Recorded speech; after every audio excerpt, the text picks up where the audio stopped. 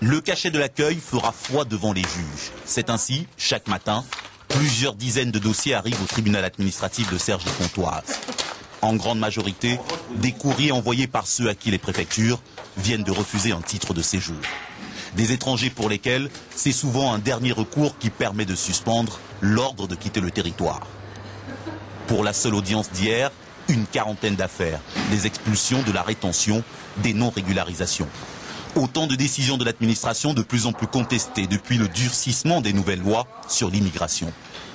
Le contentieux explose, parce qu'il y a beaucoup de gens qui cherchent à être régularisés.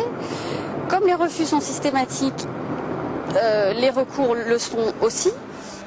Des lois plus restrictives, des recours plus systématiques, un tribunal plus que jamais engorgé.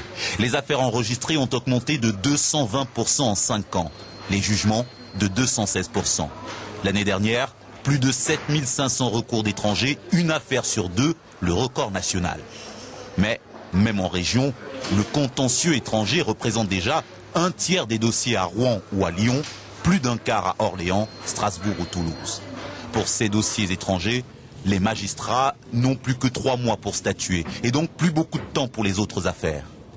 Le jugement du contentieux des étrangers en général, certes, est très important, mais il faut savoir qu'il se fait au détriment des autres contentieux. Que ce soit un dossier d'urbanisme, de fiscal, permis à point, donc les autres dossiers, effectivement, prennent du retard. Les expulsions prononcées par ces tribunaux ne sont exécutées que dans 3% des cas, mais la charge de travail y a rarement été aussi élevée.